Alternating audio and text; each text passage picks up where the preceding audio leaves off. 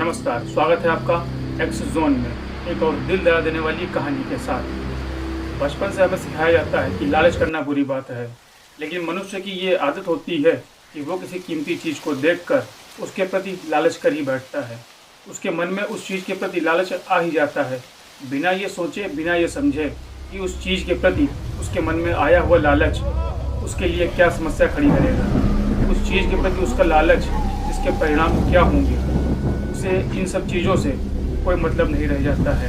कई बार तो ऐसा भी देखने में आता है कि लालच करने के परिणाम इतने ज़्यादा भयानक होते हैं जिनसे वो आदमी बिल्कुल ही अनजान रहता है।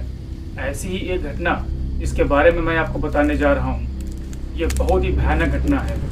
ये कहानी है बैंक में काम करने वाले लड़के शिखर की, जो कि एक प्राइवेट बैंक में काम करता था। उसकी कार्यशैली के चलते उसके ऊपर बैंक का काम बहुत ज़्यादा होता। ऐसा नहीं था कि वो कोई कामचोर था, बल्कि वो इतने अच्छे से, इतनी अच्छी कार्यशैली में ही काम करता जिससे स्टाफ के दूसरे लोगों के काम की भी निर्भरता उसी के ऊपर थी। इस वजह से वो बैंक में काफ़ी देर तक काम करता रहता। एक बार की बात है, जनवरी का महीना था। वो बैंक में काफ़ी देर तक काम कर रहा था। उस दिन उसके पास में काफ़ी ज़्यादा काम था। इस वजह से उसे काम ख़त्म करने में थोड़ा देर हो गई थी। अब जनवरी का महीना था, यानी कि सर्दी का मौसम था, और सर्दियों में दिन छोटे और रात बड़ी होती है, ये तो आप सभी जानते ही हैं। वो बैंक का काम ख़त्म करके अपने घर वापस लौट रहा था। रास्ता सुनसान था, सर्दियों की रातें थी। वो धीरे धीरे अपने रास्ते की तरफ चल रहा था। उस समय काफ़ी ज़्यादा अंधेरा और सड़क सुनसान थी। वो अपने घर की तरफ धीरे धीरे बढ़ता जा रहा था। तभी अचानक से उसके पीछे से आवाज़ आती है, कहाँ जा रहे हो? जिसके बाद में वो उस आवाज़ को सुनकर शिखर बहुत ज़्यादा चौंक जाता है, क्योंकि इतनी सुनसान रास्ते में और इतने अंधेरे में भला कौन उसे आवाज़ दे रहा है। वो जैसे ही पीछे पलट कर देखता है तो वहाँ पर कोई नहीं था। इस चीज़ से वह बहुत ज़्यादा आश्चर्य से भर जाता है। वो अपनी उलझनों से बाहर आता उसके पहले ही एक बार फिर से वो आवाज़ उसके पीछे से आई कि उधर कहाँ देख रहे हो, इधर देखो सामने। वो वापस जैसे ही पीछे पलटता है, वहाँ का दृश्य देखकर उसकी आंखें चमक जाती हैं, क्योंकि उसके सामने एक बहुत ही तेज चमकता हुआ हीरा सड़क पे पड़ा हुआ था। वो भागता हुआ उस हीरे के पास जाता है और उसे उठा लेता है। उस हीरे को उठाकर वो बहुत ज़्यादा खुश हो जाता है। जैसे ही शिखर उस हीरे को अपनी जेब में रखने वाला था, तभी अचानक से एक बार फिर से आवाज़ आती है कि सिर्फ एक ही हीरे से खुश हो या और भी हीरे चाहिए। वो आवाज़ कहीं और से नहीं बल्कि उस हीरे से ही आ रही थी। शिखर बहुत ज़्यादा अचंभित हो जाता है। उसे कुछ समझ नहीं आता है कि ये आवाज़ हीरे से भला कैसे आ रही है। वो हीरा उससे फिर वही बात कहता है। इसके बाद शिखर उससे कहता है, हाँ मुझे और हीरे चाहिए। इसके बाद वो हीरा उससे कहता है कि ठीक है, जहाँ से तुमने इस हीरे को उठाया है उसी जगह पर तुम्हें खुदाई करनी होगी और वहीं पर ढेर सारे हीरे हैं। शिखर उस हीरे से निकलने वाली आवाज़ को सुनकर उस जगह पर खुदाई करने लग जाता है। वो ये समझ ही नहीं पाता है कि वो कोई साधारण हीरा नहीं था, बल्कि एक मायावी हीरा था। वो वहाँ पर काफ़ी देर खुदाई करता है और करीब 5 फीट गहरा गड्ढा वहीं पर खोद डालता है। उसे वहाँ पर 5 फीट गहरा गड्ढा खोदने के बाद हीरे तो नहीं मिले, लेकिन वहाँ पर उसे एक कटा हुआ सिर जरूर मिला, जो कि बहुत ज़्यादा भयानक था। उस सिर को देखकर शिखर बहुत ज़्यादा डर जाता है। वो कुछ समझ पाता उसके पहले ही वो सिर हवा में उड़ता हुआ उसके सामने आकर खड़ा हो जाता है। वो सिर बहुत ज़्यादा अट्टहास कर रहा था। उसको ऐसे हंसते हुए देखकर शिखर के पूरे शरीर से सर्दी के मौसम में भी पसीना छूटने लगता है। वो सिर उससे कहता है कि तुमने मेरी सहायता की है, इसलिए मैं तुम्हें मारूंगा नहीं। तुम्हें हीरे चाहिए थे, हीरे यहाँ पर नहीं है बल्कि दूसरी जगह पर है। मैं तुम्हें उस जगह पर ले जा सकता हूँ जहाँ पर वाकई में बहुत सारे हीरे रखे हुए हैं। शिखर के मन में लालच कूट कूट कर भरा हुआ था। वो डरा हुआ भी था, लेकिन अपने लालच के चलते वो उस सिर की बात को मान लेता है और उसके पीछे पीछे जंगल की तरफ चल जाता है। काफ़ी देर जंगल में चलने के बाद में जब वो जंगल के बीचों बीच पहुँचते हैं, तब वो सिर एक जगह पर जाकर रुक जाता है और उससे कहता है कि इस जगह पर तुम्हें खुदाई करनी होगी, यहीं पर बहुत सारे हीरे हैं। शिखर उसकी बात को सुनकर फिर से गड्ढा खोदने में लग जाता है।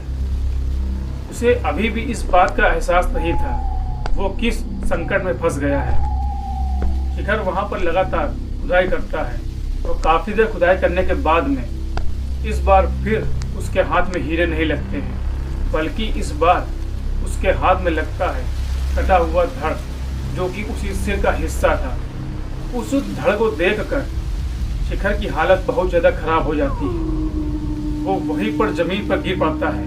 वो धड़ भी अपने आप उस गड्ढे से बाहर आ जाता है। वो सिर बहुत ज्यादा अट्टहास करने लगता है और शिखर से फिर एक बार कहता है, तुमने मेरी सहायता की है, मैं तुम्हें नहीं मारूंगा, लेकिन तुम्हें अब मेरा एक काम और करना होगा। उसके बाद तुम यहाँ से चले जाओ और मैं तुम्हें बहुत सारे हीरे भी दूंगा। शिखर बहुत ज्यादा डरा हुआ था। उसे कुछ समझ नहीं आ रहा था कि आखिर वो क्या करे, वो किस मुसीबत में फंस गया है। इस बार वो पूछता है कि मुझे क्या करना होगा। वो सिर उससे कहता है कि तुम्हें अब मुझे एक कटोरा इंसानी खून लाकर देना होगा, जिसके बाद तुम यहाँ से चले जाना। उसकी इस बात को सुनकर शिखर के पैरों के तले से जमीन चली जाती है। वो कुछ समझ नहीं पा रहा था कि आखिर वो किस षड्यंत्र में फंस गया है। उस कटे हुए सिर को इंसानी खून लाने से शिखर मना कर देता है और ऐसा करने पर वो सिर बहुत ज्यादा क्रोध में आ जाता है। वो कुछ मंत्रों का उच्चार करता है। उसके बाद में उसके हाथ में एक बहुत ही बड़ी चाकू आ जाती है और दूसरे हाथ में एक काफी बड़ा कटोरा आ जाता है।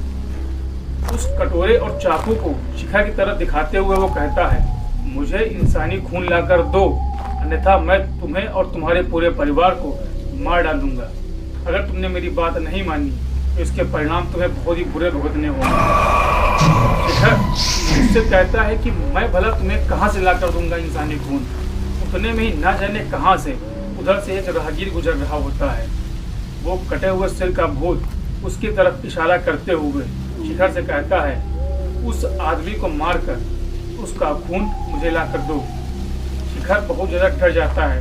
वो गिड़गिड़ाने लगता है। वो कहता है कि मैं इसे अगर मार दूंगा तो पुलिस मुझे पकड़ ले जाएगी, मुझे सजा हो जाएगी, मेरा जीवन बर्बाद हो जाएगा। लेकिन वो कटा हुआ सिर उसकी बात को बिल्कुल भी नहीं सुनता है। वो कहता है, अगर तुमने मुझे इसको मार कर खून लाकर नहीं दिया तो ये बात ध्यान रखो, मैं सबसे पहले तुम्हारी माँ को मार दूंगा और उसके बाद तुम्हारा जीवन मैं नरक कर दूंगा। शिखर डरा हुआ बहुत ज्यादा था। वो उसकी बात को सुनकर हाथ में कटोरा और वो चाकू लेता है और उस भयानक अंधेरे में जाकर उस राहगीर को मार देता है। उसके शरीर से खून निकालकर उस कटोरे में करता है और वापस लेकर उस सिर कटे भूत के पास आ जाता है। उसके हाथ पैर बहुत ज्यादा कांप रहे थे। वो कटे हुए सिर का भूत उससे कहता है कि अब इस खून को मेरे धड़ पर डाल दो। जिसके बाद में शिखर वैसा ही करता है और ऐसा करते ही जैसे ही शिखर ने वो खून उसके शरीर के ऊपर डाला, वो सिर जाकर उस धड़ से जुड़ गया और बहुत ही ज्यादा जोर जोर से अट्टहास करने लगा। और उसके बाद वो शिखर से कहता है कि अब मुझे बहुत जोर की भूख लगी हुई है, अब मैं तुम्हें मार कर खाऊंगा। उसकी इस बात को सुनकर शिखर हालत खराब हो जाती है। उसे कुछ भी समझ नहीं आ रहा था उसने किस मुसीबत को अपने सिर ले लिया है। वो भूत शिखर से कहता है कि अब मैं पहले तुम्हें मारूंगा, तुम्हें खाकर अपनी भूख मिटाऊंगा और उसके बाद मैं एक एक करके सब लोगों को मार दूंगा। वो बहुत ही जोर से उछलकर शिखर के ऊपर आ जाता है। शिखर वहीं जमीन पर नीचे गिरता है और वो भूत उसकी छाती पर चढ़ के बैठा हुआ था और बहुत जोर जोर से हंस रहा था। उस समय शिखर को यही लगता है कि शायद आज ही मेरा आखिरी दिन है, मौत मेरे छाती पर बैठी हुई है।